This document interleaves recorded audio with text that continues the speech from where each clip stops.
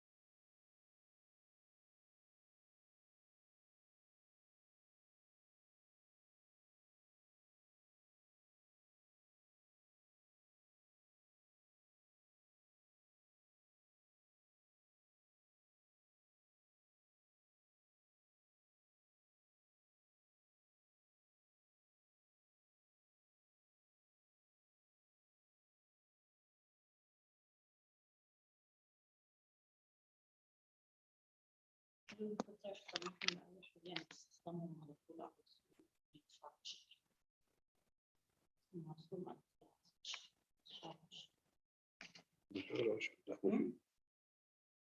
اللي جايبهم؟ دي دكتور احمد جوز اميره يونس. انا كنت هناك في الصيدليه بجيب دواء لبنتينا، فقال لي ابننا انت بتستخدموا النغشون، بقول له اه، وبعدين قال لي هنا 4 علب تاخديهم بس هيخلصوا اخر الشهر. حسابهم كام؟ مش من غير فلوس، فمهاجر خدها.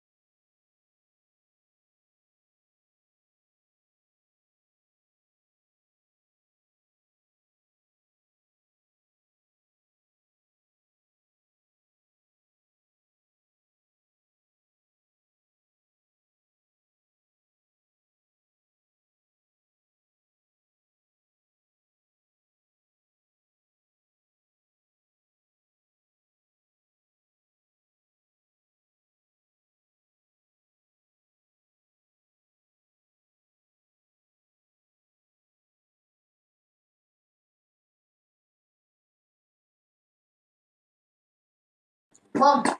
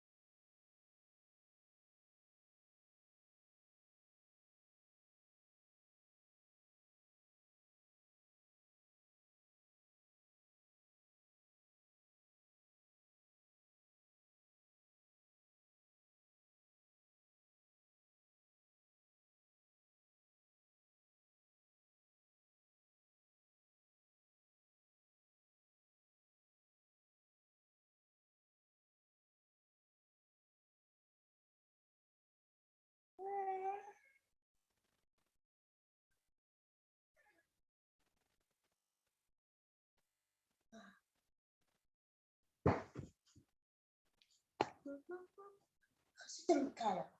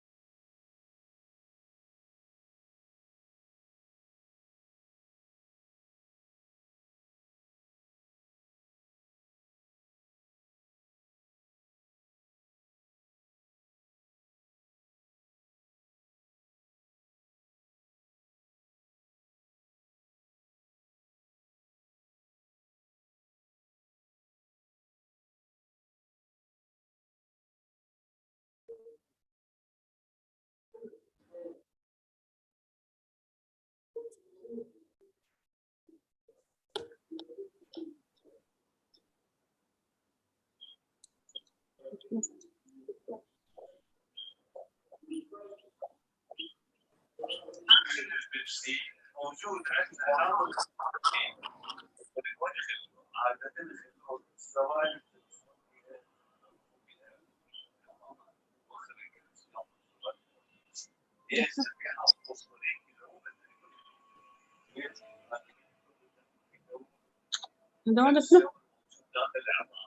يعني احنا بدنا نشرب لبن بكالسيوم، بدنا نشرب مشروب يوصل الكالسيوم مع ذلك هذا راح يسبب في المستقبل مشاكل في الاعضاء. الكلام ده شوفوا خلاص لا كل شيء حسب ما يقول الاطباء الاسنان يقول بعد 3 ساعات من الانتهاء الشرب بالنسبه زالت حافظ المسؤولين داخل الحلق والسكرات داخل الحلق، وهاي تعمل على ازاله بناء الاسنان. بناء الاسنان ازاله يعني رفع النفوذ. والنقطه الاخرى طبعا الفركتوز الحلالي موجود داخل الجسم. الفركتوز سكر نواتي، سكر نواتي السكر نشوف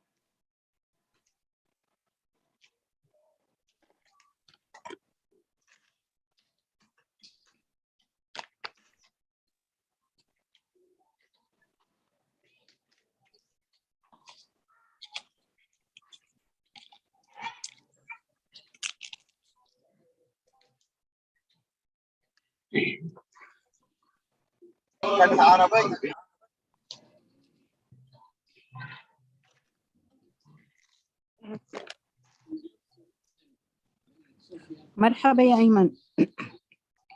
أهلا يا أيمن، مرحبا.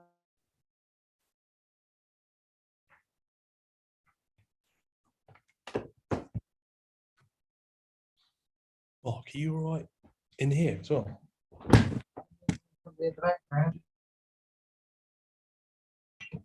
Good afternoon, Professor Justin. Hello. Yes, you are muting your phone. I've got it now, yeah. Thanks. Hi, how are we doing? Thank you. Now we will start within 2 or 3 minutes, and you can share your screen if you want. Perfect.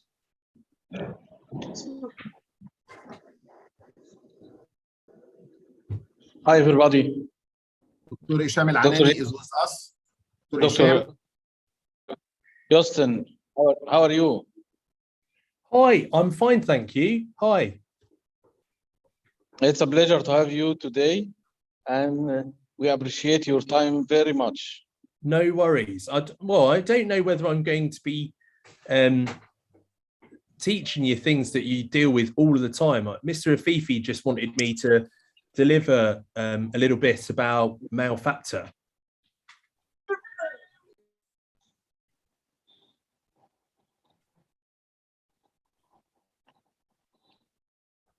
We will start within 2 to 3 minutes. I will introduce you first, and then the stage is yours. I guess Natalie will join also at 3, so I may I will see if she is joining. Not yet. Natalie didn't come yet. Okay. Which Natalie is that, Hisham? Sorry. Natalie, you should be. Natalie will should be with us, I guess. After you will give the first talk. Excuse me. What is her surname? Natalie Woodhead. Oh, yes, Woodhead. I guess. Yes. Oh, okay. Woodhead. That's great. So now it's 3 o'clock UK time, yep, and 4 p.m. Cairo time. It's a pleasure for me to introduce you. Dr. Justin Cho is a consultant obstetrician and gynecologist with a subspecialty in reproductive medicine and surgery. He's working in a busy tertiary level teaching hostel. He leads the TOMI recurrent miscarriage service, as well as the andrology fertility service. He holds an honorary contract with the University of Birmingham as an honorary lecturer. We are very happy to have him with us here today to talk about male factor of infertility. Dr. Cho, the stage is yours. Oh, thank you very much, Hesham, for that lovely introduction. My name's Justin Chu, as Hesham said. I'm a consultant actually at the Birmingham Women's Hospital, and I'm also an honorary lecturer at the University of Birmingham. So I went through my obs and gynae training and finished up doing my subspecialty training in reproductive medicine and surgery. And as I understand it, this is for the diploma of reproductive medicine and surgery over the way in Egypt. So what I was asked to do was to give you kind of like a broad overview of the assessment and management of male factor infertility. So I have got a few declarations of interest. I have taken sponsorship from a couple of pharma companies that work in reproductive medicine, but this shouldn't affect anything that I'm just about to talk about at all. So just a quick overview. I was asked to give sort of like a 20-25 minute talk to you guys, going to cover male physiology, and then just have a quick brief word about what the guidelines say, and then talk about what we actually do in the UK for male factor infertility, and specifically in males who've got severe male factor infertility, so severe oligostenotary azuspermia, and also rarer cases of male fertility, things like hypogonadotrophic hypogonadism, and also azospermia, which obviously can be obstructive or non-obstructive. So we're all gynecologists, I think, in here. And obviously, as we all know, female reproductive physiology is obviously quite complex. We've got our lovely menstrual cycle physiology diagram here. But men are a little bit more simple in more ways than one, I might say. So with regards to men, we essentially have central endocrine glands from the hypothalamus producing gonadotrophin releasing hormone to stimulate the anterior pituitary gland, and that then obviously secretes your gonadotropes, FSH and LH. Now your FSH then goes on to stimulate the Sertoli cells, and the LH stimulates the Leydig cells. And in fact, the Leydig cells go on to produce testosterone, which is carried by androgen binding protein. And we know that normal Sertoli cell function is dependent on having normal androgen activity as well. So without good Leydig cell function, we cannot get the process of spermatogenesis, but also spermiogenesis, which is the maturation of sperm. With regards to, I'm really sorry, guys. Are you able to mute if you're on this call?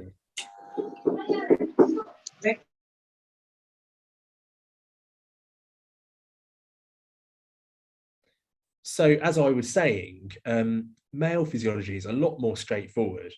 We have LH stimulating our Leydig cells to produce testosterone to help with spermiogenesis, spermatogenesis, and obviously excess testosterone will have negative feedback to the anterior pituitary as well as the hypothalamus.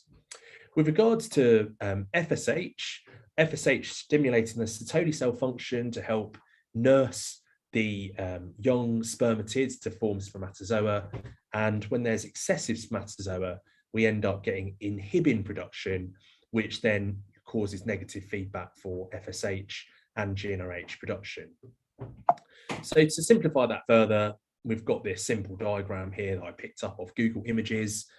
So as we mentioned, it's same sort of two-cell theory as in females, but with Sertoli cell and Leydig cells, with GnRH, LH, Leydig cell function, testosterone with negative feedback to GnRH, and similarly GnRH leading to FSH production, leading to Sertoli cell function, and if there's excessive sperm, then we get inhibin production, which leads to negative feedback to FSH.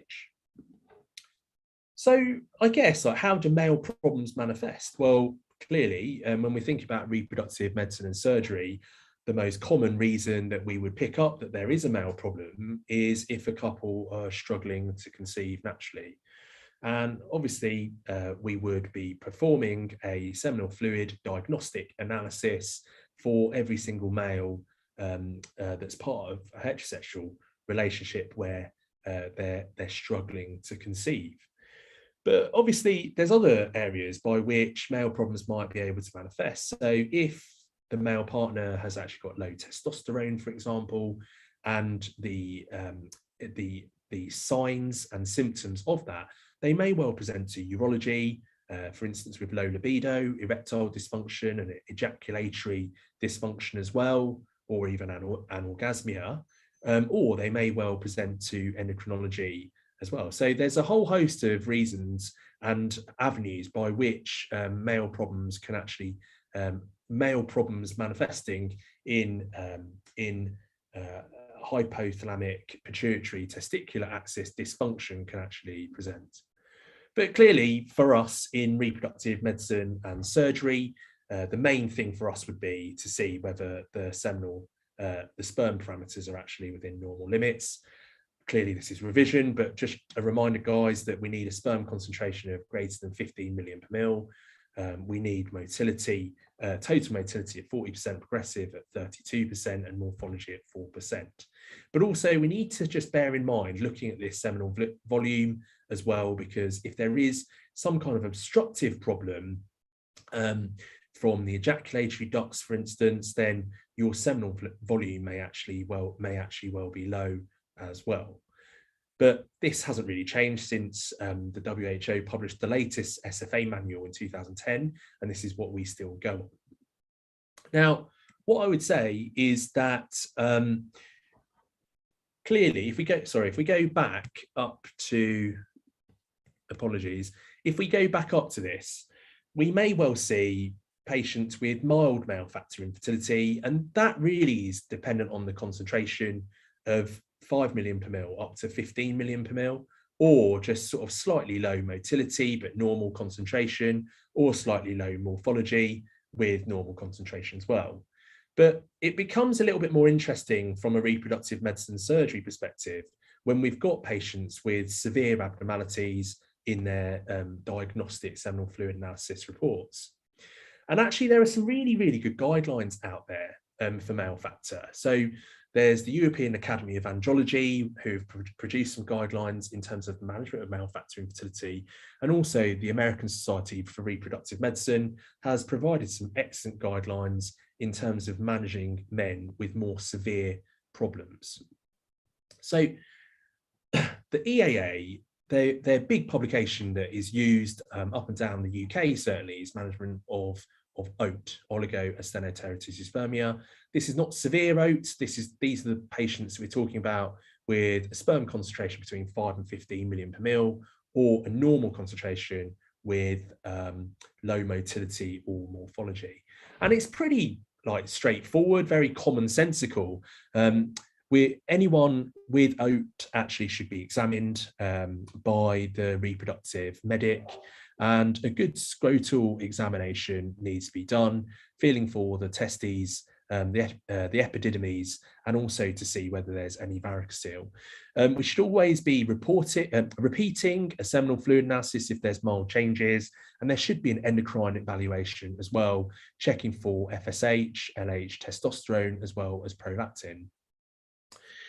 For those with a concentration of less than 5 million per mil, EAA would advocate doing a genetic karyotype, checking whether the male is a carrier for cystic fibrosis gene mutation, as those with congenital bilateral absence of the vas deferens with a milder phenotype can actually have very low sperm counts. It's not necessarily that they will be azeospermic.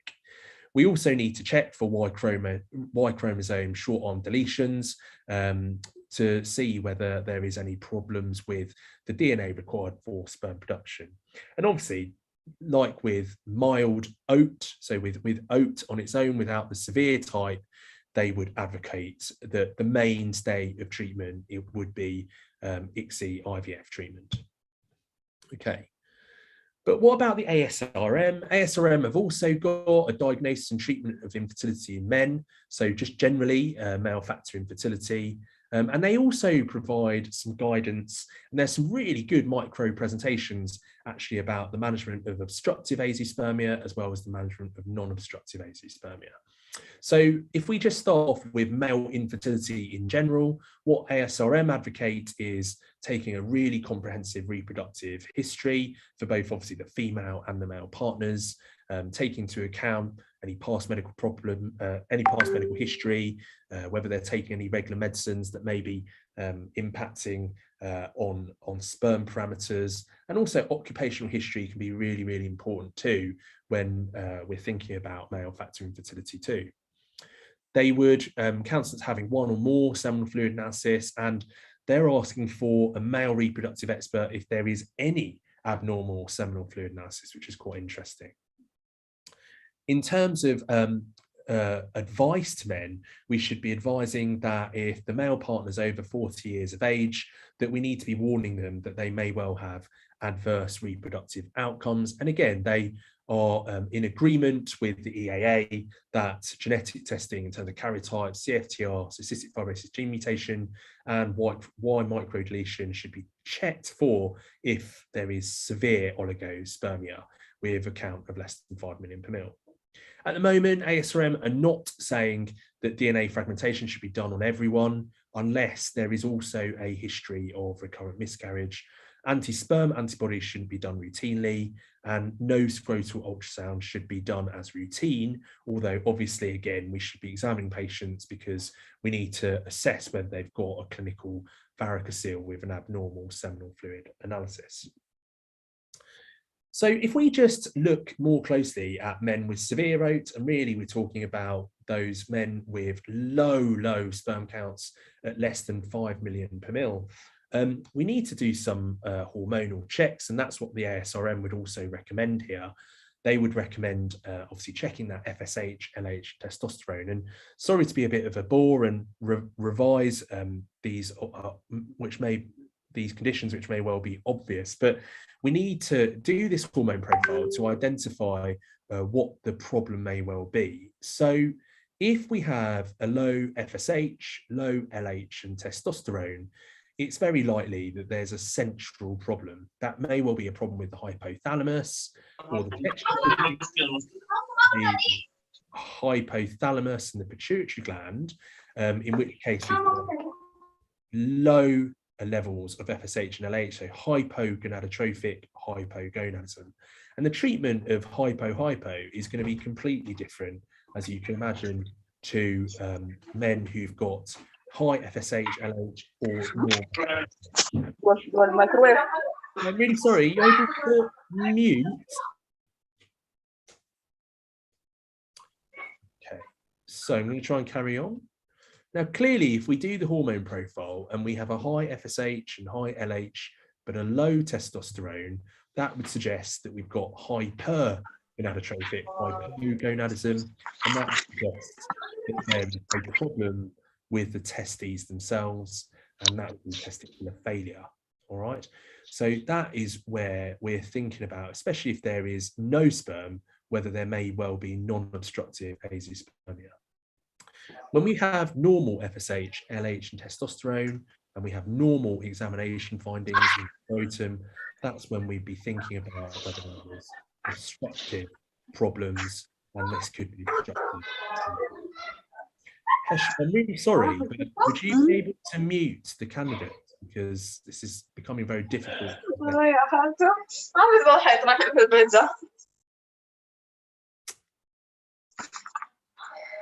Okay. All right. So let's move on then to obstructive and non-obstructive azospermia. So thinking about obstructive azospermia, this accounts for 40% of azospermia where there's no sperm seen in the ejaculate. And we'd expect to see, like on the previous slide, that we'd have a normal FSH, LH and testosterone level. There'd also be a normal scrotal examination, as I mentioned.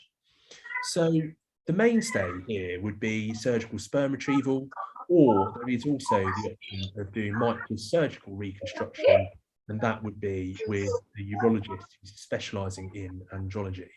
Now, these two things can actually be done together at the same time, and the importance is that we try and cryopreserve some so that it can be used for later. In terms of surgical sperm retrieval, the options are it's difficult to present, actually. Hello. ما انت سويت I want but لكن خلو انت ما سويت في الطعم ما كان حلو. If the chair of the meeting could please mute everyone, that would be really helpful, because I am the father of this house. Bismillah.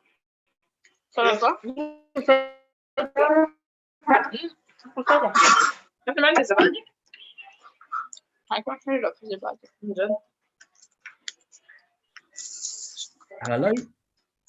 اوكي ما يمكن.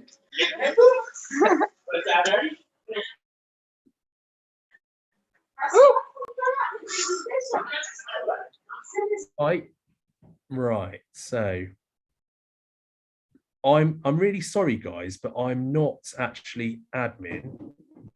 I think that might have done it, so I'll try my best to carry on.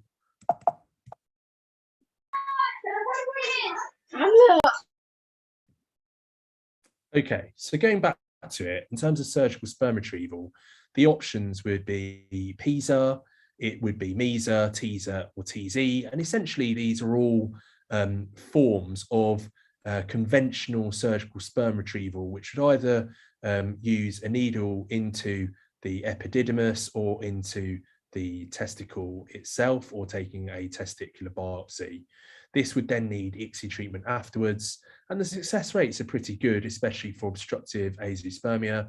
You're talking around 80 to 90% chance of finding sperm enough to freeze for ICSI, especially if they've been worked up properly with a normal hormone profile and normal scrotal examination. But clearly, we also need to be investigating the woman, checking her egg reserve, checking pelvic anatomy to make sure that there are no other problems which might impact on pregnancy implantation later on. Moving on to non-obstructive azeospermia, this would be usually caused by severe deficits in spermatogenesis and show that we've got primary testicular dysfunction. Classically, we'd be having high FSH and LH levels with low testosterone levels. We can also get this with hypo-hypo, of course, with low FSH, low LH and testosterone. I think in these cases, actually counselling is really, really important. The chances of finding sperm in these gentlemen with non-obstructive azeospermia are very low. Obviously, it depends on the different types of reason why they're having azeospermia. Certainly if it's Klinefelter's, the chances of finding sperm surgically are very, very remote. And the options really would be a testicular sperm aspirate or conventional testicular biopsy, or a microsurgical testicular biopsy with an open scrotum. The chances of finding sperm in severe genetic problems such as Klinefelter's or big translocation of the Y and inversions of the Y chromosome are very poor indeed. So genetic counselling and counselling from reproductive medicine specialists is key, because it may well be that this male partner will need to consider the use of donor sperm. If there is varicocele and if there's non-obstructive azeospermia, then we're not really sure about the correction of varicocele in these patients. So it is probably on the whole worthwhile getting them to see a good andrology urologist in order to correct the varicocele. And clearly in these patients who've got testicular failure, there's a real importance to actually treat the testosterone deficiency to reduce the risk of early cardiovascular disease and also prevent osteoporosis as well. In the hypo-hypo males, there is the option of doing some spermatogenesis induction treatment with exogenous FSH and LH injections. So what do we do in the UK? Well, we're very fortunate in the fact that we've got a specific male factor infertility clinic here at the Birmingham Women's Hospital, which is actually rather oversubscribed at the moment. However, there is sketchy coverage with specialised male factor clinics within the UK, and there's a desperate need really at the moment to homogenise the care so that if you're getting treated up in Edinburgh or in Oxford or in Birmingham or in London, then you're going to get the best possible care. With regards to hypo-hypo, we offer spermatogenesis induction treatment, and we're very lucky to have a specialist endocrine nurse that I work very closely with and refer on to him to have FSH and Hcg injections to try and induce spermatogenesis, with varying results dependent on what the cause of the hypo-hypo is. So for instance, if male puberty happened normally, and actually the reason there's hypo-hypo is because there was a craniopharyngioma, which surgically, the results of spermatogenesis induction is extremely good. However, if it's idiopathic hypogonadotrophic hypogonadism or panhypopit for any reason from birth or from childhood, and puberty didn't happen properly in the male partner, then the chance of spermatogenesis induction success is relatively low. For men that we find with obstructive azeospermia, so with normal hormone profile and normal scrotal anatomy, we offer them PISA, TISA, and also testicular biopsy, and this would be NHS funded. We're able to do this operation on the IVF unit here at the Birmingham Women's Hospital. For non-obstructive azospermia, as I mentioned, counselling is really key, and we are able to offer micro testicular biopsy treatment at University College London Hospital. And we have a very good team of andrology urologists that we link up with there. Genetics review is obviously needed if appropriate, if there's Klinefelters, if there's cystic fibrosis gene carriage as well. And obviously we can offer the ICSI treatment as part of our IVF unit. This is a little bit busy, but I just thought so we have a very clear andrology pathway. So if there's a GP or clinic referral with Hazeospermia or severe oats, they will actually come into the male factor clinic. So we take a good clinical assessment, do a male hormone profile, and check genetic tests, karyotype, Y chromosome microdeletion, cystic fibrosis mutation screening. We would do an ultrasound scan testes if there was a question as to whether there was a varicocele.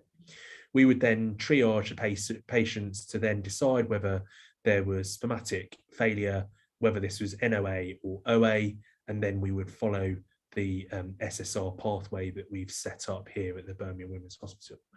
Clearly, if the male is severely obese, we can refer them to the weight management clinic and then re-triage as appropriate. If they've got hypo, as I mentioned, we would refer them on to the nurse-led reproductive endocrine service for spermatogenesis induction. And if there is some sort of neurological problem, which means that we're having issues with erections and ejaculation, we can perform electrovibratory stimulus to produce ejaculates and bank the sperm if possible. If there's no sperm sample through there, then we can obviously put them through the surgical sperm retrieval pathway that I mentioned before. The NOA, we're going to go straight for urology opinion if they're considering micro-TZ, but as we mentioned before, counselling here is key to talk about the option of donor sperm. So for hypo, if there's a referral with small testicles with hypogonadism, no FSH, LH and testosterone, then we need to obviously triage whether the male is looking to seek fertility treatment or not. If they are, then we would be seeing them in the male fertility clinic, and then they'd be going to see the endocrine clinical nurse specialist in order to start spermatogenesis induction. And obviously if there's successful spermatogenesis, then we bank sperm and attempt natural conception. If there was no natural conception within 18 months, we would then use the bank sperm or use fresh ejaculate for ICSI treatment. If there's failure to induce spermatogenesis in men who are trying to have spermatogenesis induction, but it just doesn't work, we've got persistent Hazeospermia within the 18 months, then actually patients are referred back to the fertility clinic to then again discuss the use of donor sperm. For those that are not, for men who have got hypo that are not seeking fertility treatment, then they get straight referral to the Queen Elizabeth Hospital Birmingham, to the endocrine team for testosterone replacement therapy. That is everything that I was going to present today. So thank you for your attention. I'm happy to take any questions. If anything you would like to know more about, then you can contact me on these email addresses. Okay, thank you very much for your attention.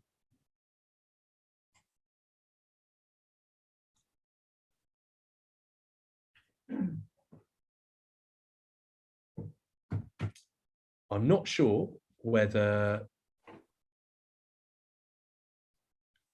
there is still an admin person here.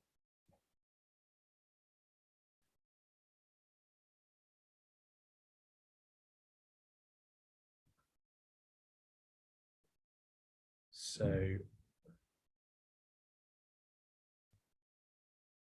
Hesham, are you there?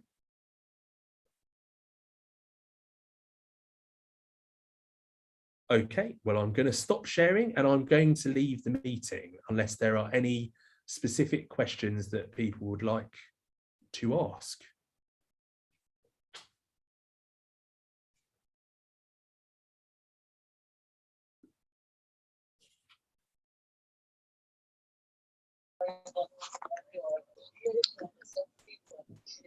Hello. Hello.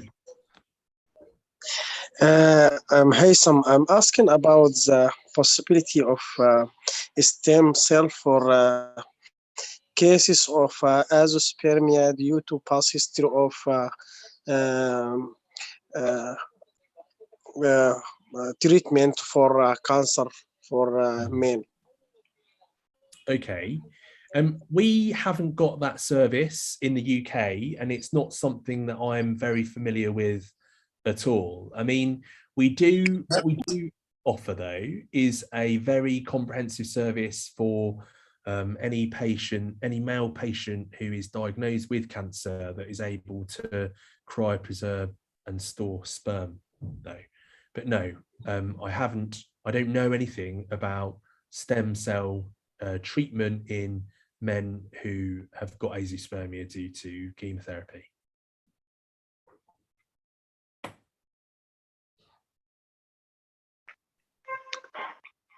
Are there any other questions?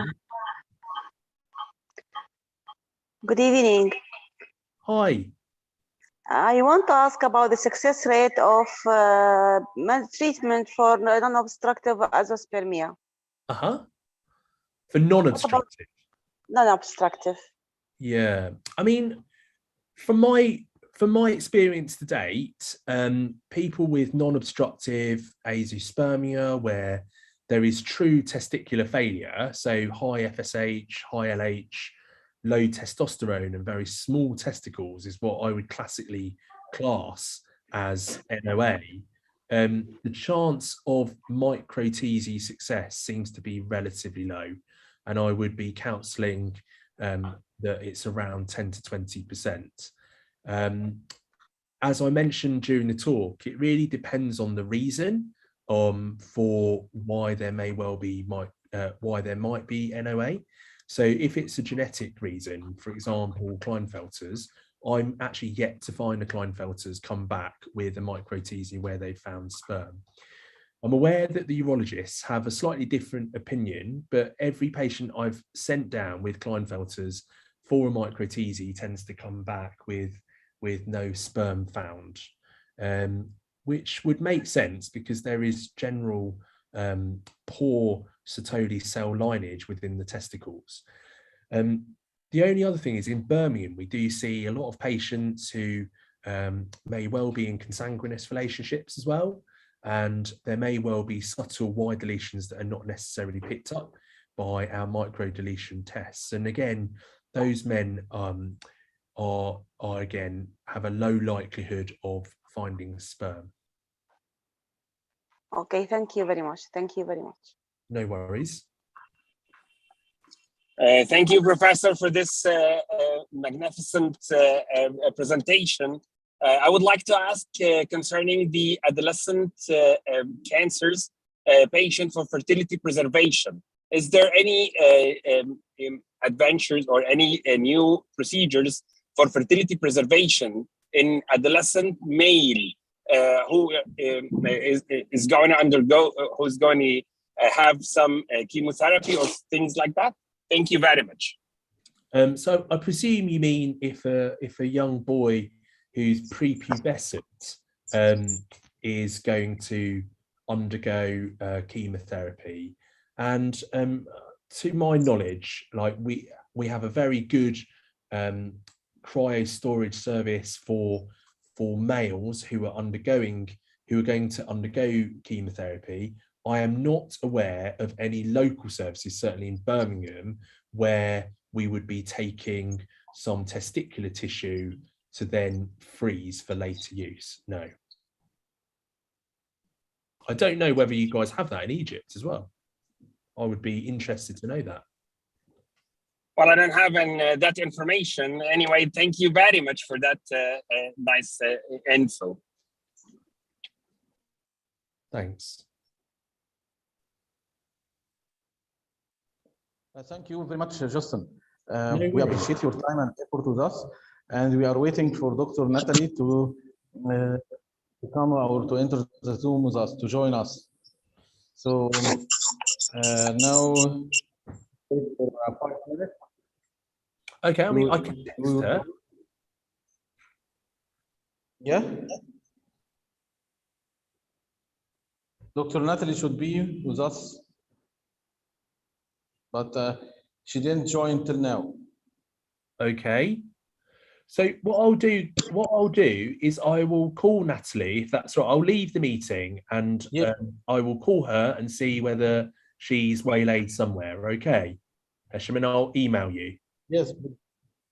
Okay. All yes, right. please. Thank you very much for the invitation. Bye now. Take care. Okay. Thank you, sir. Thank you. دلوقتي احنا هنستنى بس دكتور ناتالي وود هيد. هي MRCOG وMD، وهي كونسلتنت OBGYN، وهي ليد في يعني كلينيكال ليد في الايرلي بريجنسي اند اكيوت جاينيكولوجي، وهي تكلمنا عن البريجنسي اوف نو لوكيشن اوف انون لوكيشن. بس هي لغايه دلوقتي ما جاتش، والمفروض ان انا مأكد عليها الساعه 3:30 بتوقيت UK و4:30 بتوقيت كايرو. فمعلش هننتظر بس دقيقتين 3 لغايه ما هي تجوين. انا مبدئيا عامل ميوت لكل الدكاتره علشان ما يحصلش ديستربنس، بس دكتوره رايا ودكتور جعفر.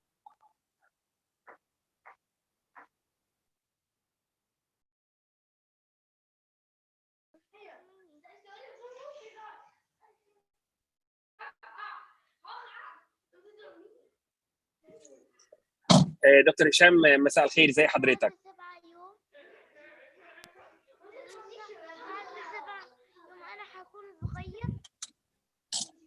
دكتور هشام. يا دكتور وائل، ازي حضرتك؟ انا بس حبيت اسال حضرتك على نفس السؤال اللي سالته للبروفيسور جاستن، اذا كنا بنتكلم على اليونج ميل لو اتعرض لكانسر whatever كان الكانسر ده فين، وهو بلاند انه ياخد كيموثيرابي. is there any plan for fertility preservation للشباب دول؟ هو بيبقى يعني الادوليسنت بوي. انا بسال على الكرايو بريزرفيشن للتستيكولار تيشو، هل في اي ستاديز على الموضوع ده؟ We have experienced this in Egypt actually. We have a case with seminoma and planned for surgery, castration. We asked him to come before the operation by 2 hours, give a semen sample, and unfortunately it was minimal or very few sperms. We cryo the few sperm, and then we asked the surgeon to go to the operative theater. And then when he did the operation and removed the testes, we cut into slices, put them in HAM-F10, and then we got back to our center where we examined the tissues extracted from the testes until we find some other few sperm, and we cryo them like what we cryo TISA. So we saved the fertility potentiality of this guy who have developed seminoma, and he started chemotherapy 1 week after surgery. He's fine nowadays. So we have this experience. Hesham, yes. Can I just interrupt you? I've just spoken to Dr. Woodhead, Nat, and she's going to be about 10 minutes. She was told to give the talk at 4 o'clock, actually. Okay, so we have 30 minutes left. Well, no, she's going to be on in 10 minutes. I was told to prepare a talk for half an hour as well, to be honest with you. Okay. All right. So she will come after 10 minutes. Yes, she'll be with you in 10 minutes time. Okay. Okay. All right. Thank you. Good luck. Thank you. Bye. Good luck. Bye.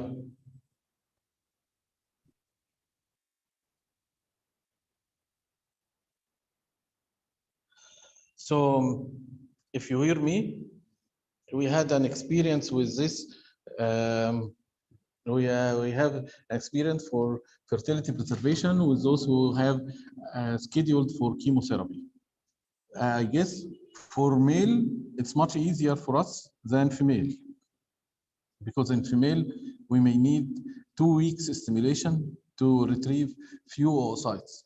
But in male, it was easy to ask him to get a semen sample before the operation, and then to take a sample from the testis itself and cryo the sperm found like any tisa. I guess we have a good experience in this. This is the answer for you, Dr. Wai. If anyone want to ask anything, just raise hand and I will unmute him. But meanwhile, I'm muting everyone so we can continue exactly as planned. Unfortunately, Dr. Natalie will be delayed for 10 minutes. I'll be waiting for her with you till that time.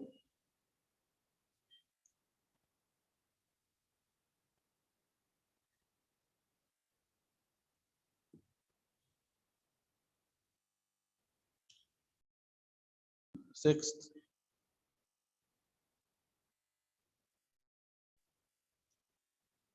We are now 60 participants in this room and all more than 500 participants on YouTube channel. This is very good. We are, as you might know, this broadcasting or live streaming is on both ways. Zoom for overseas 3 and for DIRMAS group 6, and for YouTube for the other groups of DIRMAS. So those who are joining us in the Zoom are those from DIRMAS 6 and overseas 3. Those who are on YouTube from DIRMAS 1, 2, 3, 4, 5, 7. And coming soon, our 8th batch or batch number 8 on January, next January, inshallah.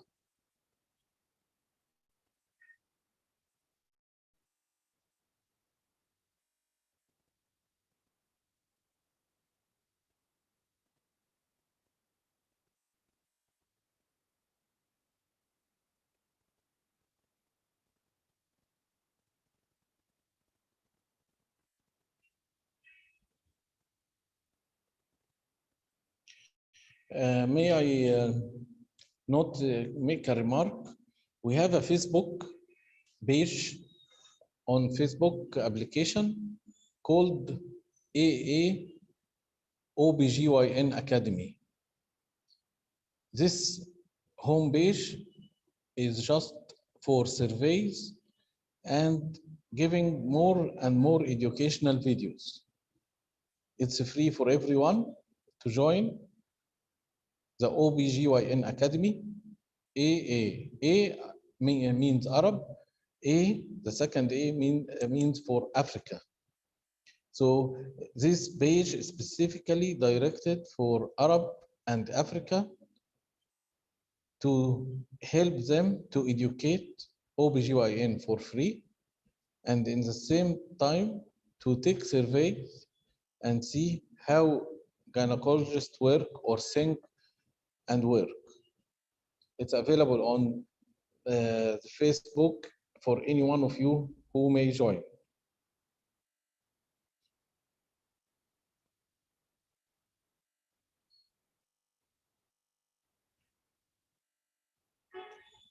As you see, we are waiting for Dr. Natalie, and I'm still waiting for her. It's just the remaining 3 minutes for her to join.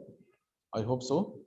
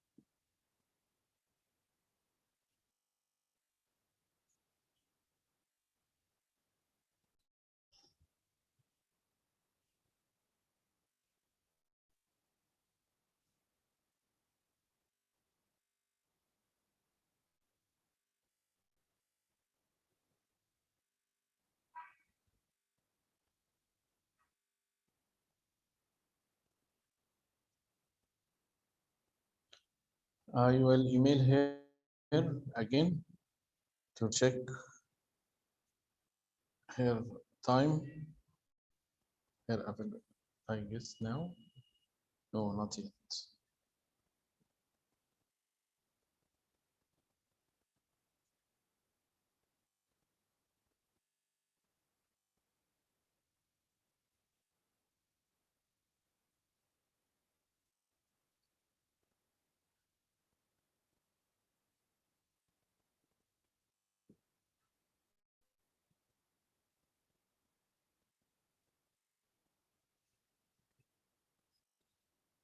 I'm sorry for letting you waiting, but let's hope she will join us soon.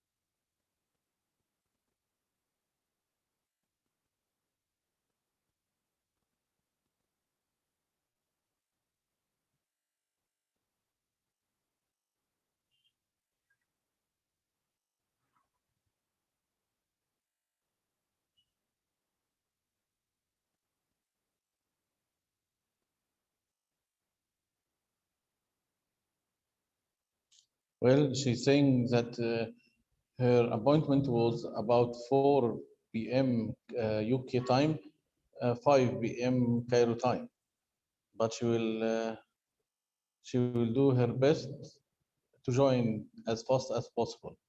In fact, it was Justin who finished early.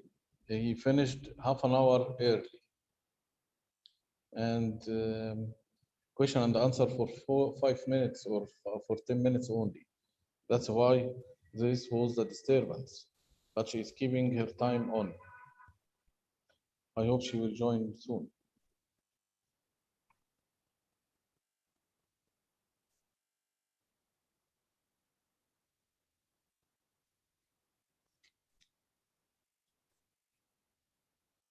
Dr. Hisham?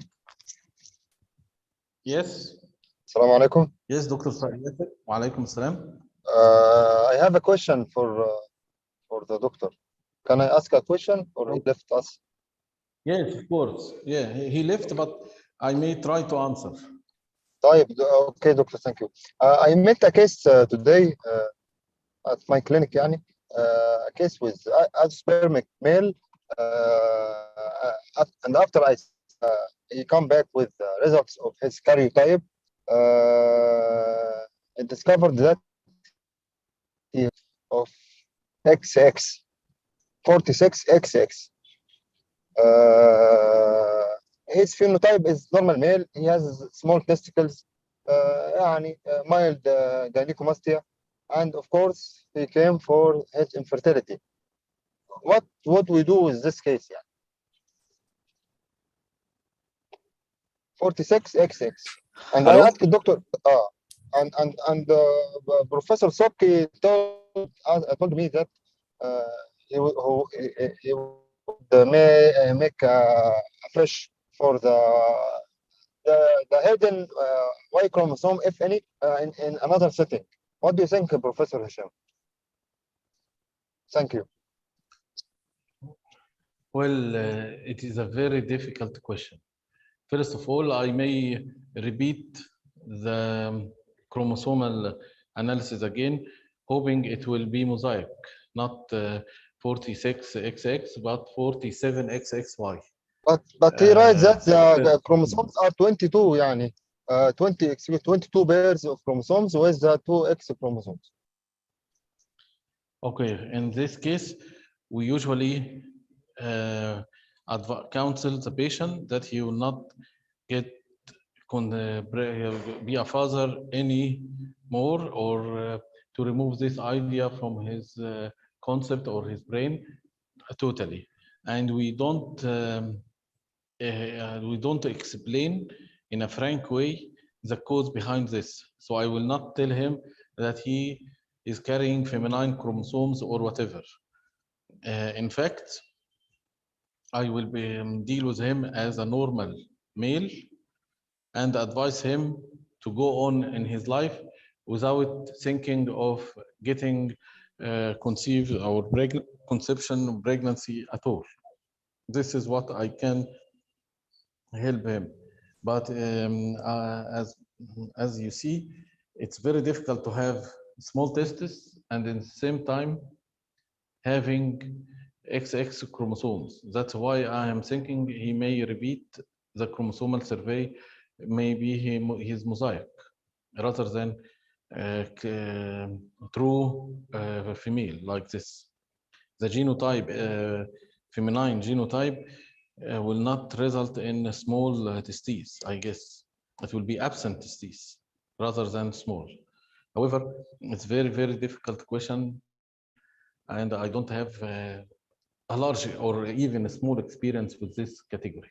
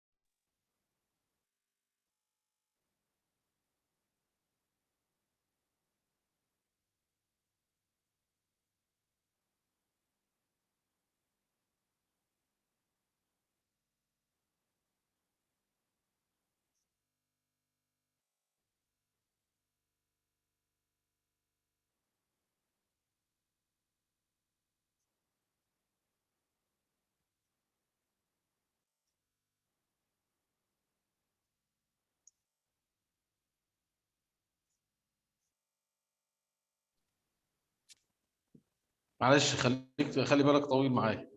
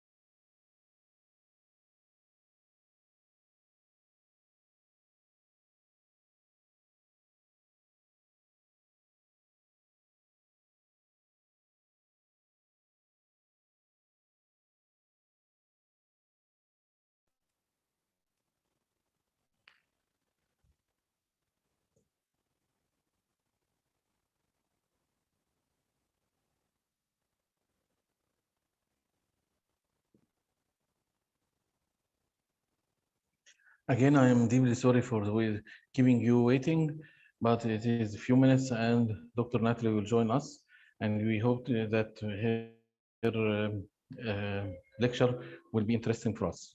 Please be patient with us.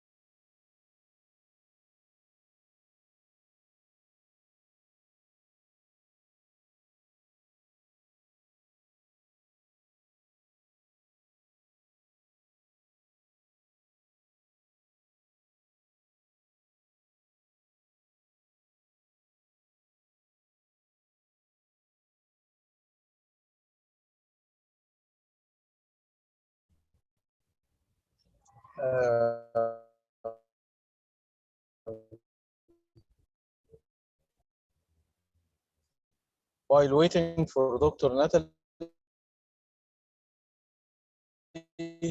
I will tell you a small story where our hostel and preterm labor.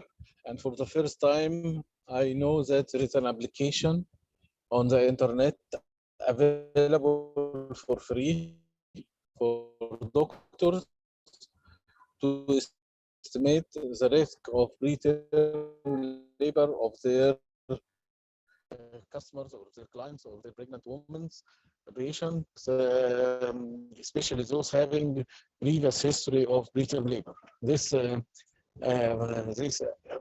application is actually for free and is developed by the charity of Tommy's, what's called Tommy's charity, web maker in Samsung or an iPhone, I guess, that can help you to predict or preterm labor. So I would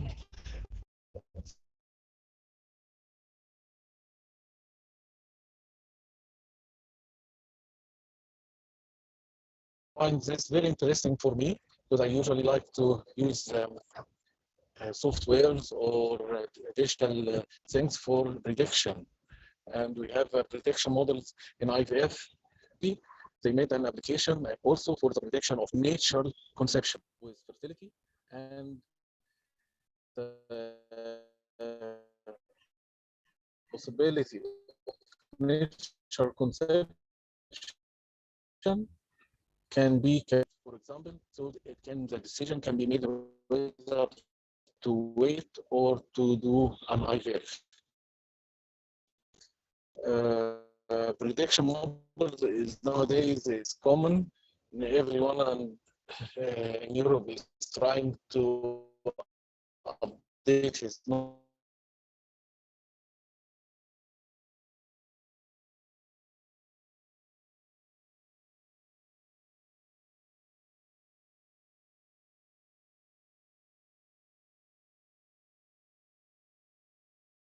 knowledge with the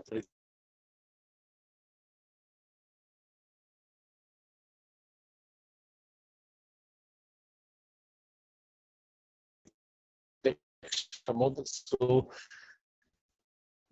that counseling can be based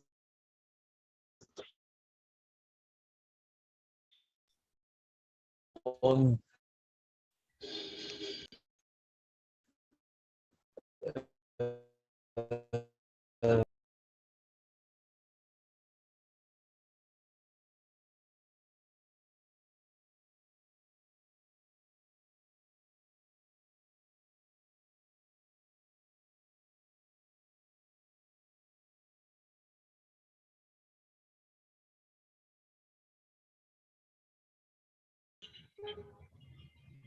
I would like to thank you all to be patient with us during waiting for Dr. Natalie, and I hope she is about to join. She must join now. Otherwise, we will be waiting for more than half an hour for her.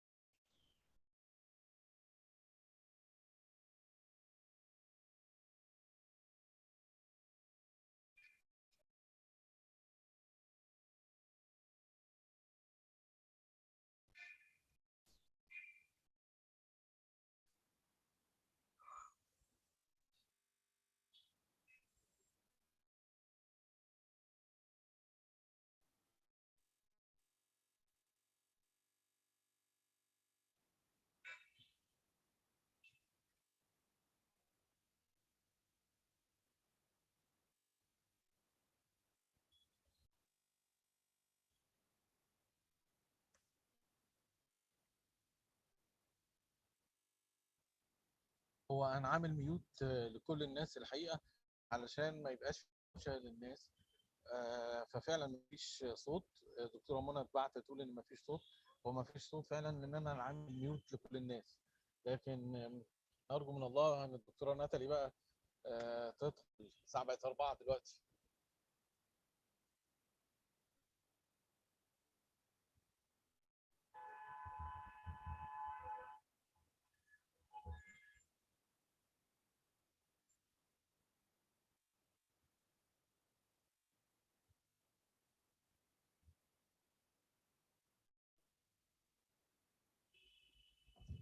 بالمناسبه انا كنت برضو هاخد رايكم في حاجه. احنا بتاعه الفيسبوك اللي انا بقول لكم ديت اللي اسمها او بي جي واي ان اكاديمي، اي او بي جي واي ان اكاديمي. احنا كنا عاملين فيها سيرفي بندي الكام مره ولا 2 ولا اوكيجنالي.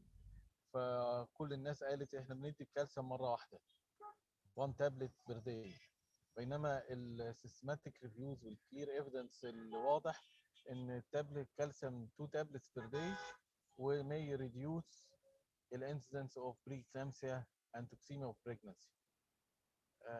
على هذا الاساس برضه الاسبرين اللي هو 2 تابلتس بير داي 150 مللي جرام هو برضه بيعمل ريدكشن للبريكلامسيا او توكسيميا اوف بريجنسي. فاحنا الحقيقه المعلومه دي كانت بالنسبه لي انترستنج جدا، ان كل الناس قالت مره واحده كالسيوم تابلت، بينما الايفيدنس بقاله دلوقتي 4 سنين تقريبا على ان هو 2 تابلتس بير داي. فممكن نبقى نفتح ديسكشن في الحكايه دي، اللي عايز يرفع ايده ويتكلم فيها. وهل فعلا في حد بيدي كالسيوم قرصين في اليوم للحوامل او للي عندهم هيستوري اوف هايبرتنشن او اللي عندهم هيستوري اوف بريكلامسيا قبل كده، ولا ما فيش حد بيدي كالسيوم غير 1 تابلت؟ انا اعرف دكاتره الحقيقه برضو زمايلي ما بيديش كالسيوم خالص، يقولوا لها اشربي حاجات طبيعيه واللبن وخلافه.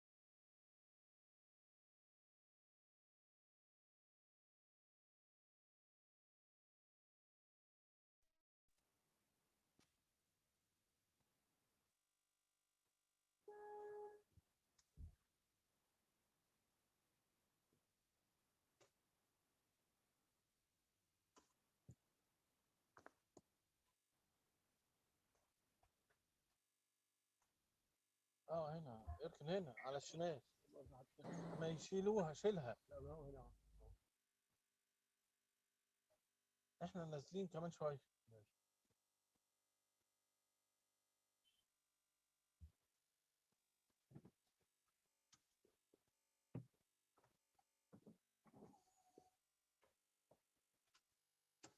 خد شوف في فلوس هنا ولا مفيش؟ مفيش خالص؟ طب استنى بقى طيب خد 30 40 واستنى بقى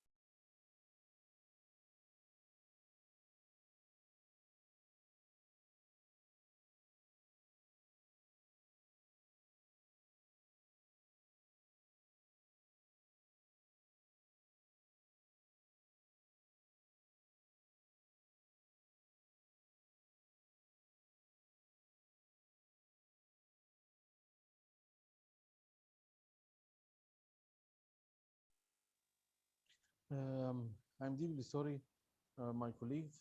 It seems that Dr. Natalie will not join us. This is very bad, actually. We're waiting for her for a while. I'm deeply sorry for all of you to keep you waiting, and we hope next time will be better arrangement than this. Thank you very much, and I will close this Zoom meeting now. Thank you.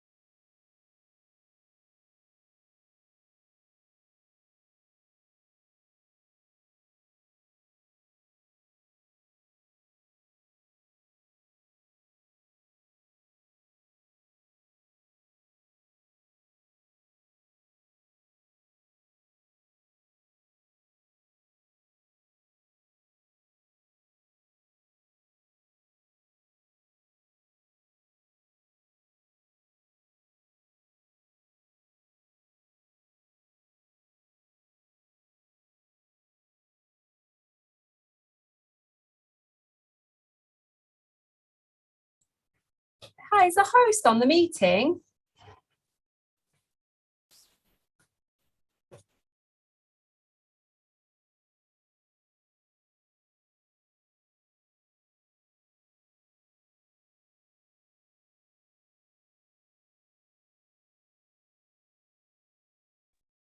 Hello, Dr.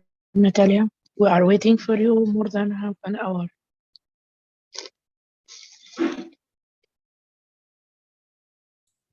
Hi there. I'm terribly sorry. My clinic wasn't covered, so that's why I'm late. I was told 4 o'clock and then my clinic cover didn't arrive. So just hold on 1 second. I'm just going to get my slides. Am I able to screen share? I'll just check I can screen share and then we'll get started.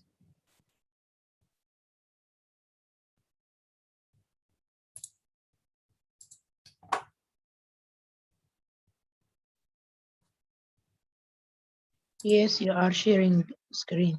Okay.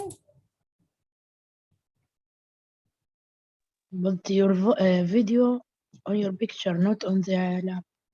Okay, just a second. I'll fix it.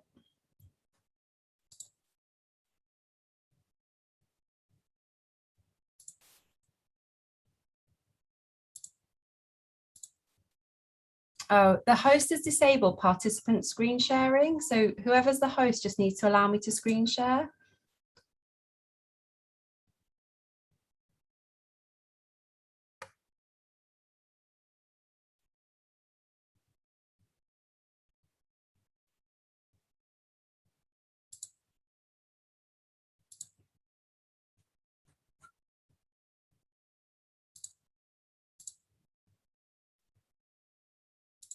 Does anyone have host rights to change that?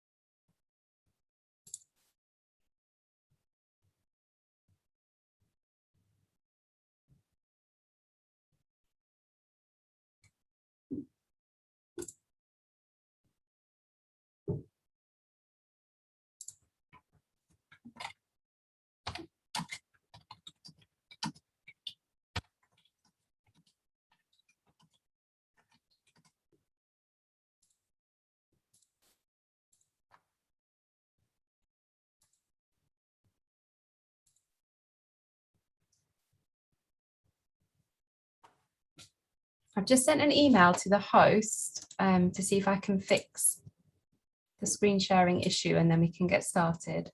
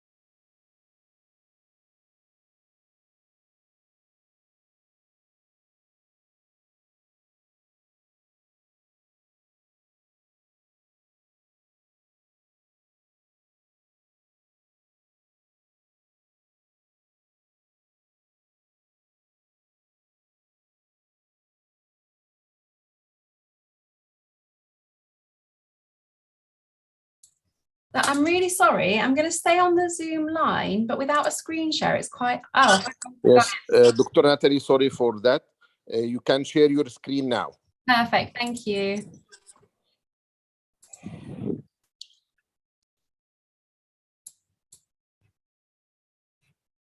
Let's get you into slideshow view. Okay, we're in business. Can you all see my slides? I'm very sorry for the delay, but I've been asked to speak to you today on the topic of pregnancy of unknown location, often abbreviated to PUL. My name is Natalie Woodhead. I'm a consultant obstetrician and gynecologist at Birmingham Women's and Children's Hospital, a consultant for the recurrent miscarriage clinic as part of the Tommy's National Centre for Miscarriage Research, and lead for the early pregnancy and acute gynecology service here.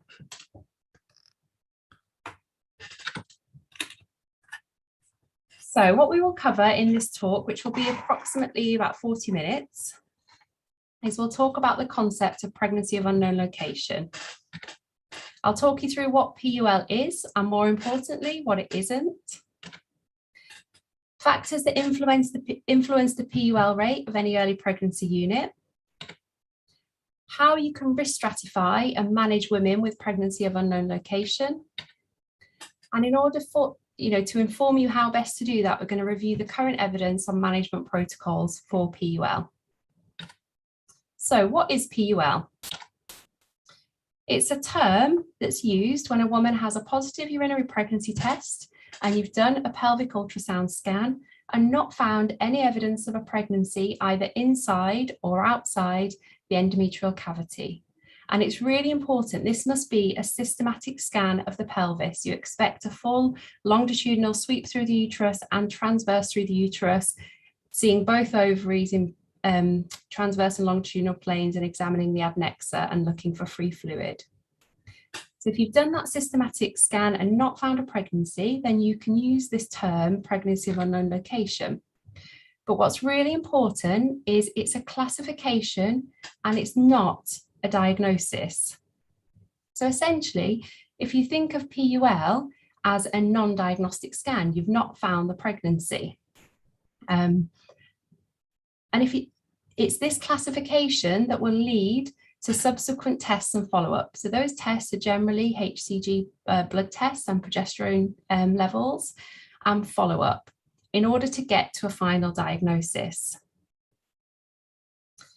It can be chaotic when women with pregnancy of unknown locations are followed up, even in the UK, where early pregnancy care is organised into early pregnancy units attached to most hospitals. Sometimes the follow-up of these women with pregnancies of unknown location can be haphazard, and they can have multiple tests and follow-up before the final diagnosis is reached. The incidence of pregnancy of unknown location is quoted in the literature to be anywhere between 8% to 31% of women presenting for their initial ultrasound scan. And it's very centre specific. So each early pregnancy unit may have a different rate of pregnancy of unknown location. And for this reason, PUL rate has been suggested as a quality indicator in early pregnancy units in terms of indicating the quality of scanning. And I'll come on to later what can influence your PUL rate in the later slides.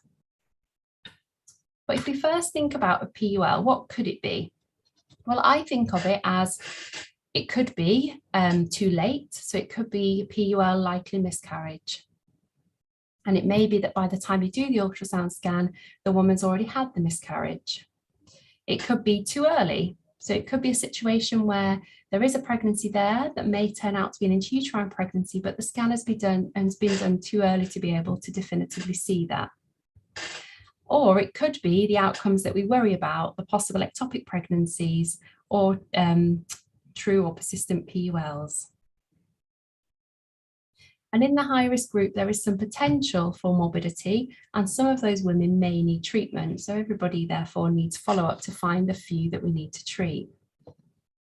But it's important to remember that many women actually won't have an ectopic pregnancy, and even if they do, may not need any intervention. So since the widespread use of transvaginal ultrasound in the last 30 to 40 years, and ultrasound machines improving and care being structured into early pregnancy units alongside most hospitals in the UK, women now have access to early pregnancy scanning that maybe they didn't in decades gone by. So this means we will pick up a number of women who have early ectopic pregnancies that actually don't need any treatment. And there's a growing body of literature for expectant management of ectopic pregnancy in carefully selected cases. So remember, even within this group of PUL, yes, there will be some women with ectopic pregnancies, but not all of those women will necessarily need intervention. They may just need follow-up, and their ectopic pregnancy could resolve with no treatment. So I'm first going to talk you through some of the low risk possibilities, so the likely miscarriages or likely intrauterine pregnancies, and then we'll come on to the high risk groups. So if we think about PUL that may be a miscarriage, so the woman may present with a history of having had pain and bleeding at home. She may even give a history of having passed some fleshy, what may be pregnancy-like tissue. And there's a picture in there on the slide here of some fleshy pregnancy-like tissue, but this was actually a decidual cast that somebody passed. You can see it mirrors the outline of the uterine cavity. So women with ectopic pregnancy can bleed, and they can bleed quite heavily. Women with ectopic pregnancy can even pass what could be mistaken for pregnancy-like tissue when they pass decidualized endometrial tissue, for example. So it's really important, if you see a woman and you've never previously seen any evidence of an intrauterine pregnancy on scan, even though you may think from the history she gives that it's quite likely that she's had a miscarriage, that woman still needs some form of follow-up if you to check we're not missing an ectopic pregnancy. So we would usually do some blood tests and just follow those up to resolution so that we know the woman definitely doesn't have an ectopic that we've missed, and only then do we then discharge her. So we wouldn't scan and call it a complete miscarriage on that initial scan, even if the history was very suggestive of it. We'd follow them up as a PUL just to be sure. You might have a situation where it's a likely intrauterine pregnancy. And I would stress that gestational age is really, really important if you have a scan that concludes PUL. Women do present very early. You can see in the picture there's a clear blue test that boasts about its ability to detect a pregnancy even 6 days before a missed period. So women do test early, women do present early. And that's going to affect what you can see on ultrasound scans. So I would please stress that you really need to try and probe into the cycle length and when the woman's last menstrual period was, and use a pregnancy wheel to date the pregnancy. And be very wary of those early gestations, so those 5-6 week pregnancies, and be very wary of intervening in very early gestations. There's a lovely paper referenced on the slide there by Barnhart, published in 2012. It's an opinion piece about the potential pitfalls in modern early pregnancy management. And I think that's a really good, it's a really good read, because actually intervening at early gestations, thinking about giving methotrexate to early gestations will potentially expose you to risk. And often you don't need to do anything at the very early gestations. There's often no harm in waiting. There was a paper published by a London group in 2019 that looked at that specific question: when is the best time to do an early pregnancy scan, when you're likely to see the site of the pregnancy and be able to determine the viability of the pregnancy? And it's actually 49 days, so 7 weeks. Obviously, you can see a pregnancy before 7 weeks, but if you're scanning, particularly if you're scanning asymptomatic women, for example, previous ectopic and asymptomatic, you may think about delaying that scan until around the 7 week mark in order to be able to definitively say what's happening. So before 7 weeks, you can see an early pregnancy, and I'm going to talk you through now what you might see in the normal early pregnancy on transvaginal ultrasound at different gestations, so those very early gestations. So between 4.5 to 5 weeks, you might see a small 2 to 5 millimeter gestation sac within the endometrium, so surrounded by endometrium, that's nice and spherical and regular and has got an echogenic ring of trophoblasts surrounding it. It's often just off midline towards the fundus and implanted just beneath the endometrial surface. So you'll see a break in that midline. Sorry, my Zoom is just over the pictures for me. Hang on. So you can see just a little bump in that midline echo and the small gestation sac there. The gestation sac should be visible by about 5 weeks and 2 days. So in the 5th week, you should be able to, you can usually see a small gestation sac, which is nice and round and spherical, has got that decidual reaction. And then the gestation sac is the next thing that becomes, sorry, the yolk sac is the next thing that then becomes visible within the gestation sac. And you should see a yolk sac when the mean sac diameter is about 12 millimeters or more. However, once you can see a gestation sac, you can confidently, as long as it, you know, it's correctly sighted, it's nice and round and spherical, it's got this nice decidual reaction, you can confidently call it an intrauterine pregnancy. Once you see a yolk sac, it's almost certain that it's an intrauterine pregnancy. But historically, there's been this notion of a pseudosac, which is essentially just some fluid within the endometrial cavity. I would say that if you're scanning for early pregnancy, you should be able to differentiate between an early gestation sac, even if there's no yolk sac, from a pseudosac.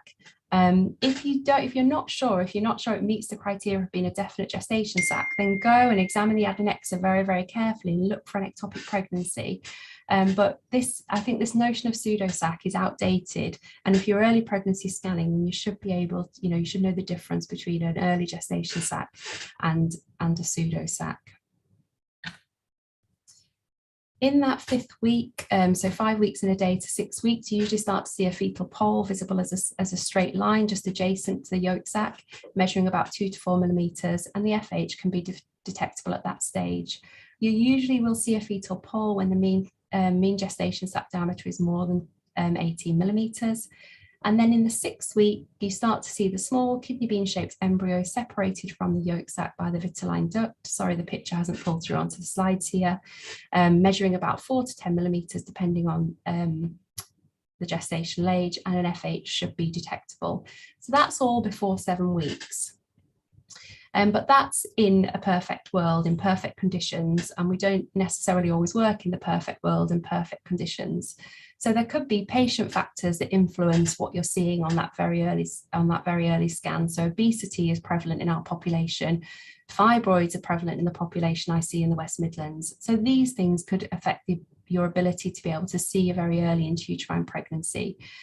It could be down to the equipment you're using, how good your ultrasound scanner is, and who's doing the scan and how they've been trained to report for these early intrauterine pregnancies.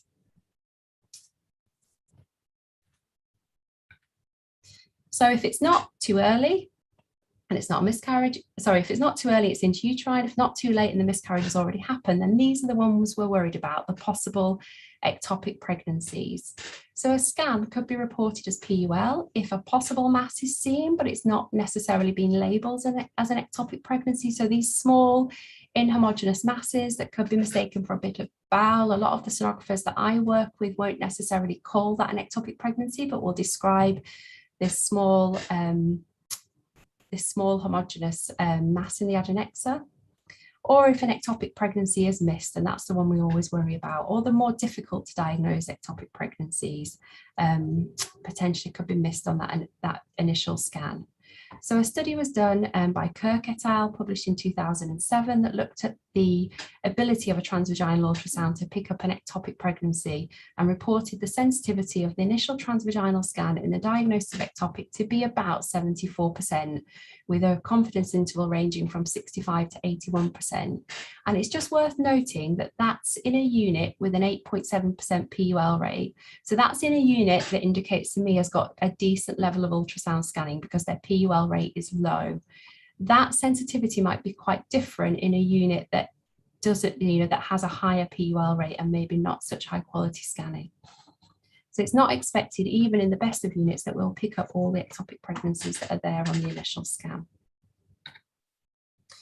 So I hope I've demonstrated to you with those few slides that your PUL rate depends on who you're seeing, so who your population are that you're doing these early pregnancy scanning on. Is it symptomatic women in an early pregnancy unit? Is it asymptomatic women in a different setting, like a routine dating scan setting or a fertility setting? It depends who you're inviting in with symptoms. So are you seeing everybody who presents with a bit of bleeding, or are you waiting until they get to a certain gestation or heavier bleeding before you bring them in?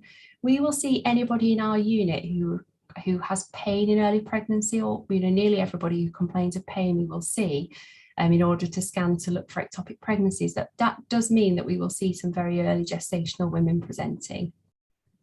And it also depends on your scan quality, and that could come down to the ultrasound scan equipment you're using, who's doing your scanning, and the unit protocols they're working in as to how they're reporting, how they're labeling early intrauterine pregnancies, for example. So we've kind of dealt there with what is a PUL, what could it be? Next, I'm going to take you through kind of what to do about it. How do we manage these women? How should we investigate them and follow them up?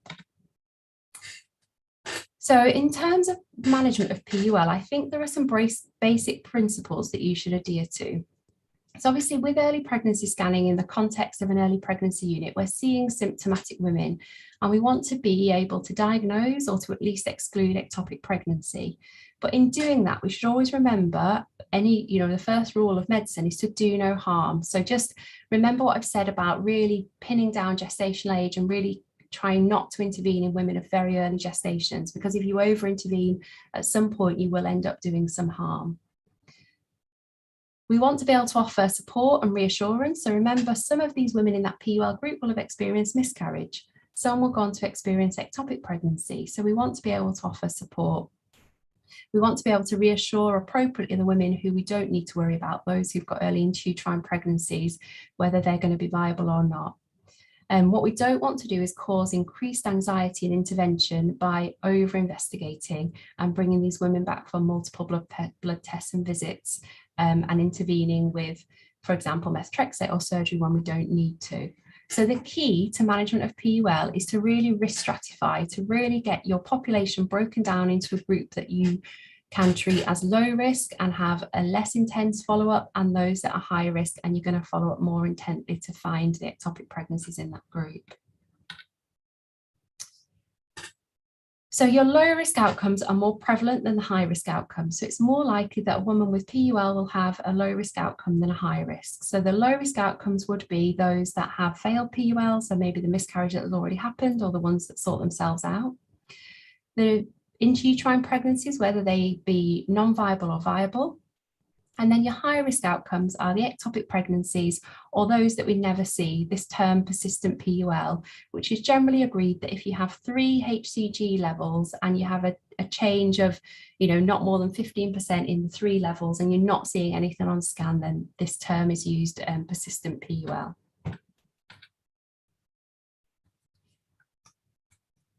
So it's quite, as I've already outlined, it's quite a heterogeneous group, and follow-up can be quite haphazard for women. They might have many visits for blood tests. It can be confusing and anxiety provoking, and at worst can risk intervention.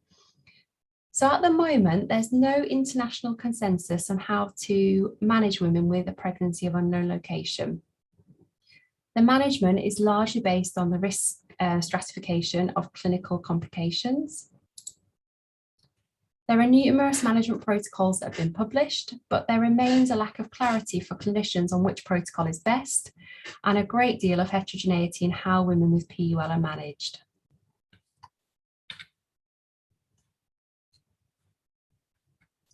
So there are a number, as I said, of published protocols out there. The majority of these are based on the interpretation of serum Hcg levels. And these include studies on single Hcg cutoffs, so this outdated principle of the Hcg discriminatory zone, or the Hcg ratio, which, if you're not familiar with Hcg ratios, is the Hcg at 48 hours divided by the baseline initial Hcg. Studies have shown that if your Hcg ratio is less than 0.87, then this is most likely a failed pregnancy of unknown location. If your ratio is above 1.66, then it's more likely an intrauterine pregnancy. And those that fall between those ratios are your high-risk group for ectopics or persistent PULs. And that's what's based in the current NICE guidance that we use in the UK. There are other protocols out there that use logistic regression models, such as the M4 model, which the majority of the work, the research behind that was done by Tom Bourne's group in London. And they also use the predictive power of HCG. And I'll talk more about the M4 model as we go through the slides. There are other serum biomarkers that have been studied, such as progesterone, so single level progesterone cutoff. So for example, progesterone of less than 10 has been shown that it's likely to indicate a non-viable pregnancy, although it gives you no information about the site of a pregnancy.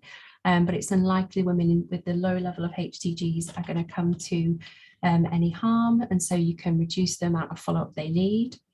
And other novel serum biomarkers such as inhibin and CA125 have also been studied. There's also been studies on clinical markers such as the amount of vaginal bleeding experienced and ultrasound markers such as the endometrial thickness. So with lots of variables to be considered, which protocol should we use? Well, luckily, just recently published in BJOG 2019, there was a systematic review of different protocols that can be used for PUL. The primary outcome of the meta-analysis they did was looking at the correct diagnosis, the correct final outcome diagnosis. So they assessed test performance. So could the protocol give you the ability to get the diagnosis correct?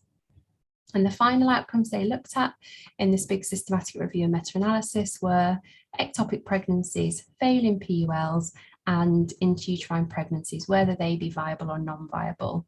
It's just worth noting that persistent PUL was not assessed as a final outcome in any of the studies, so this wasn't included in the data analysis in this systematic review. So the review included almost 24,000 pregnancies which were classified as PUL, and there were 37 papers that met the criteria for meta-analysis. The different management protocols assessed are those that I've just outlined in the previous slide. So there were 15 studies looking at single HCG cutoff levels. There were 8 studies looking at Hcg ratios, 12 studies of progesterone cutoffs, 2 studies using a combination of Hcg and progesterone. And then there were the logistic regression model studies, 16 studies, a few that looked at endometrial thickness and some that looked at the novel biomarkers. So what did the studies find? So you can see here on this diagram, so this is a ROC curve, and you can see that the different models are coded by color. And the M4 model, which is the blue line up here, so this is looking at test performance.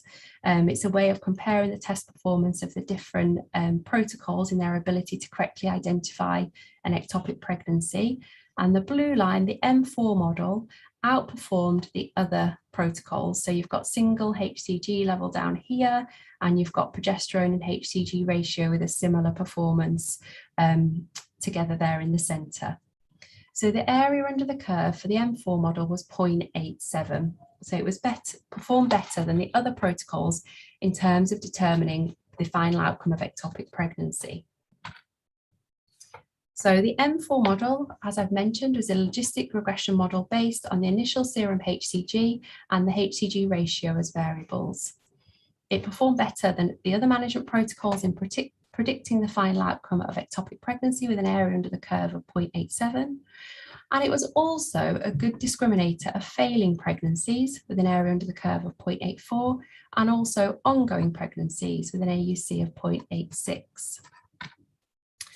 And then when they compared how other models did in terms of predicting intrauterine pregnancies and failing PUL, so this is just all the results summarized in the table here, what they found that although the M4 model, so the M4 is good at predicting ectopic pregnancies area under the curve 0.87, it actually is better than the others. When you looked at intrauterine pregnancies, so it didn't do as well. So here's the M4 model 0.86. It didn't do as well as progesterone cutoff less than 10 or a single Hcg ratio. And the same for failing PUL. If you look at, here's how the M4 model performed, and single progesterone level cutoff was 0.87, slightly better, and the Hcg ratio was even better.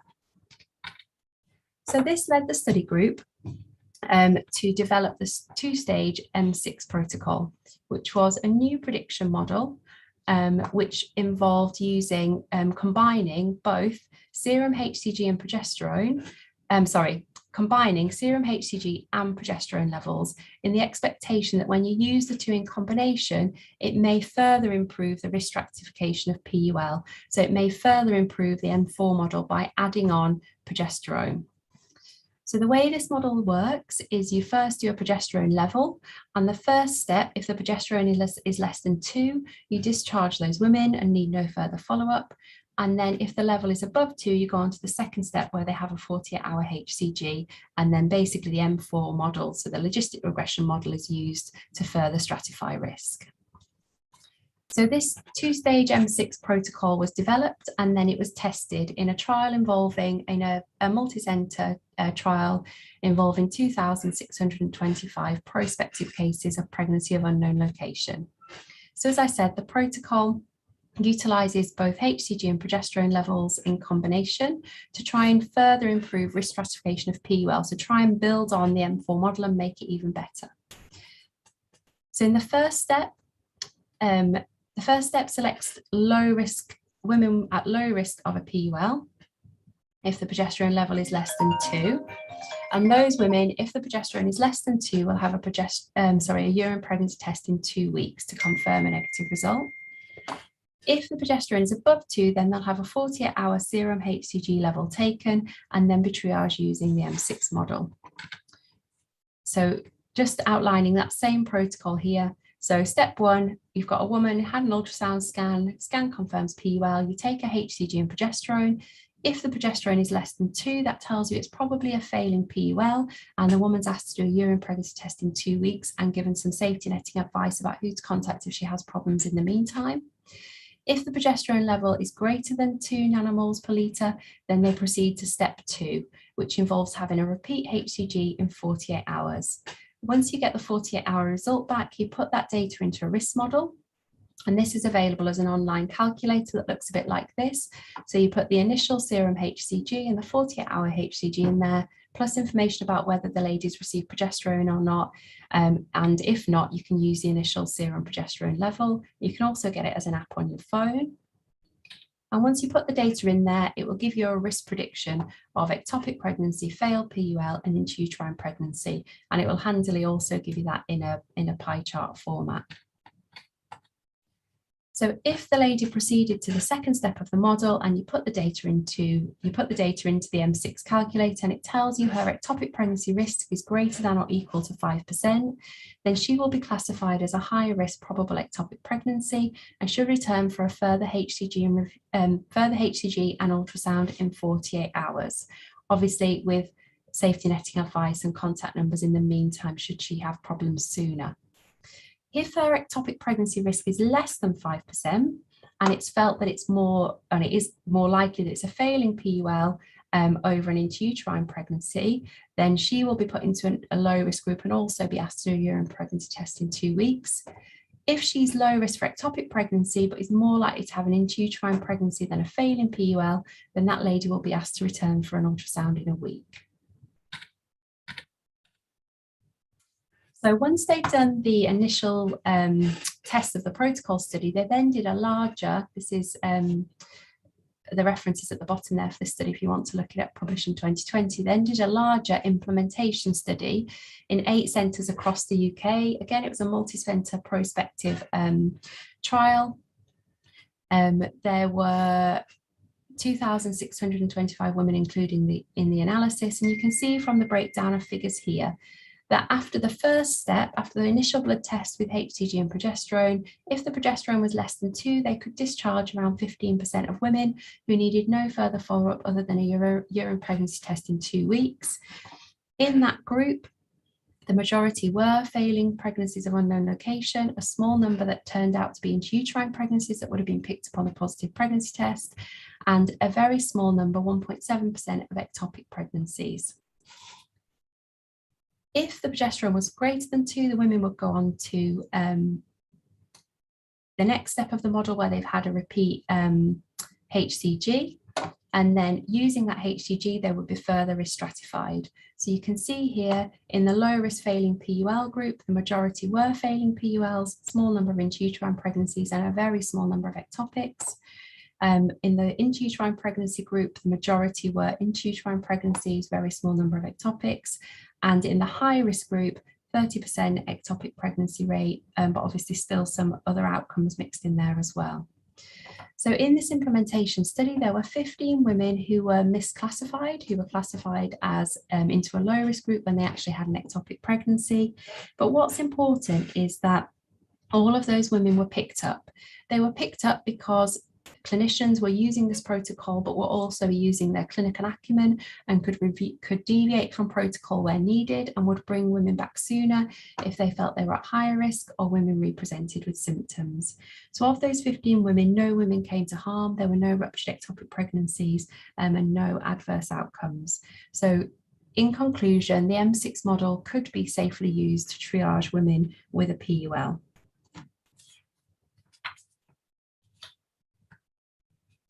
And then they also combined the data to look at how the M6 model performed compared to the other models when it came to detecting ectopic pregnancies. So the two-step M6 protocol has a negative predictive value of 98.6% and a sensitivity for ectopic of 92%, which outperformed the other models. So in conclusion, I hope I've shown you that the two-step protocol incorporating the M6 model is an effective and clinically safe way of rationalising the management of women with PUL. It minimises the follow-up required for these patients after just 2 visits. But it's important to remember that it's a management protocol for PUL that's predictive of risk, but not diagnostic of final outcome, and that the final management decisions should take into account senior clinical review and current patient status. So in summary, I hope at the end of this talk, you can now understand the term PUL. You've got an understanding of what may influence the rates of PUL and know what the potential final outcomes could be in this heterogeneous population of women who have a scan that is classified as PUL. And I hope I've given you it's been a bit of a whistle-stop tour, but I hope I've given you a flavour of some of the current evidence that's out there on management protocols for PUL. And we've just in our unit implemented the two-step M6 model and are collecting data on how it's working for us, but it does seem to have been a positive shift in our management of PUL and has rationalised our follow-up and reduced the number of visits women have, but done that in a safe way. So thank you for listening. I'm awfully sorry about the delay in starting, and I'm very happy to take questions. Thank you, Dr. Natalie, for this excellent presentation, and the floor is open for any question.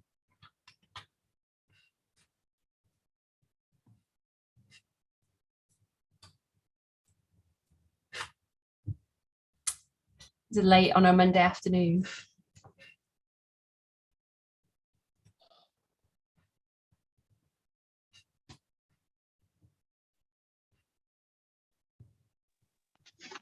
Doctor, you didn't mention the cutoff point for HCG. You mentioned the serum progesterone more than 2 or less than 2, but you didn't mention a cutoff point for HCG.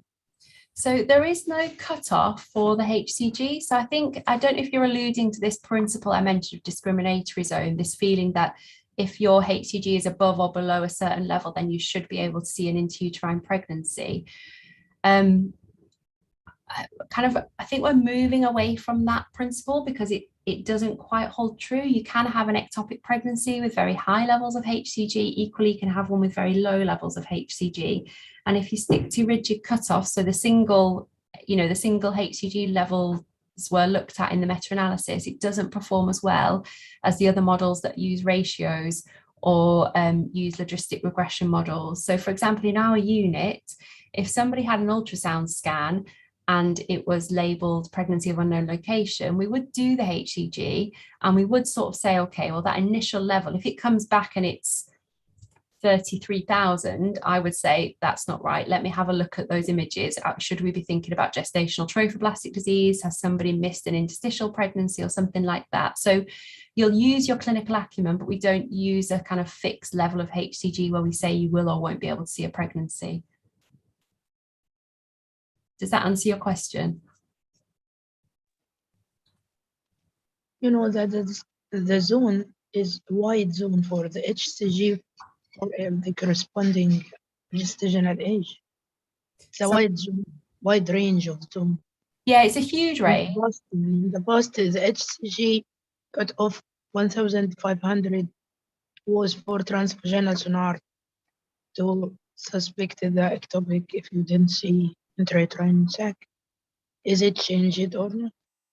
So I think it's still worth having that in the back of your mind, but you also need to be aware that you can get ectopic pregnancies with very low levels of Hcg. So if you scan and you don't find anything, and then you get the level of Hcg back and it's 1,000, she could still have an ectopic pregnancy. So you still need to make sure she's got appropriate follow-up.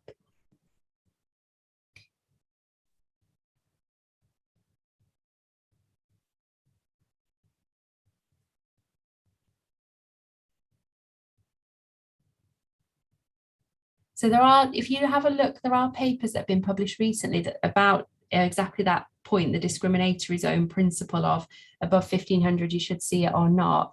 And it's not necessarily always true. Okay, thank you.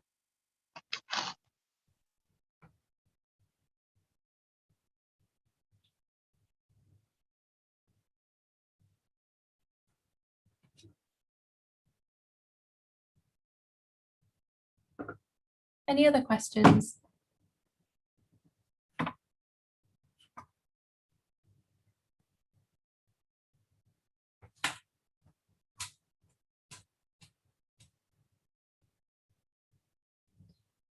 So I've just got, have you guys, sorry, I haven't got a copy of your timetable. Have you got another talk after me?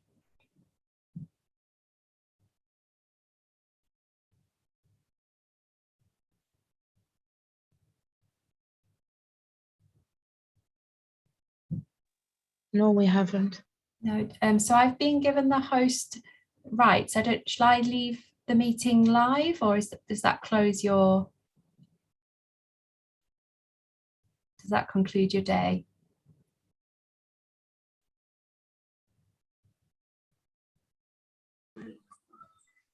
From the lecture today, we got that we can use the progesterone level again in diagnosing a pregnancy of unknown location, because according to the recent guidelines, it was omitted from the guidelines. Yeah. And yes, okay, this is a good message. Yeah, so it's not in our current, in the UK, we use the NICE guidelines on management of ectopic pregnancy, and it's not in the NICE guidance, but we always used it in our unit and we've never stopped using it. The NICE guidance was 2012, so it will be updated soon. And I wonder whether the growing body of evidence for different models of managing PWell, whether they'll take that into account. But yeah, there is certainly evidence to say you're very likely to have a failing pregnancy with a progesterone of less than 10, and the M6 model uses an even lower progesterone level of 2. So you're very unlikely to have women in that group who will come to any harm with such low levels of progesterone. They're likely to be on their way to resolving.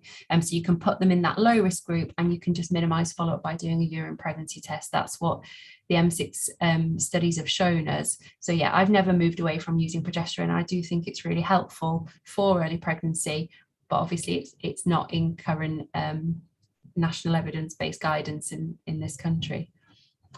Hopefully it will change.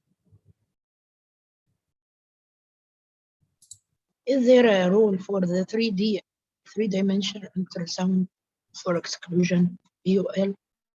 I think 3D ultrasound does have a role in early pregnancy, and the one I find it the most useful for is the little interstitial ectopic pregnancies.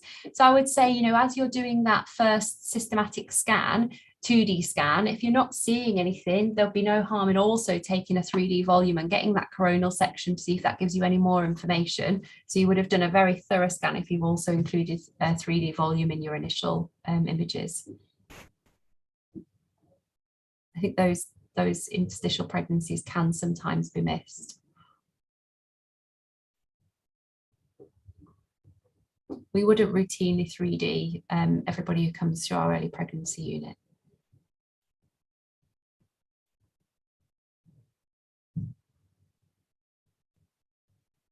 Thank you, Ben. So if there's no more questions, I'm going to leave you there. Thank you to the hosts. So I've actually got the, if I've been made the host now, so am I correct in ending the meeting for all?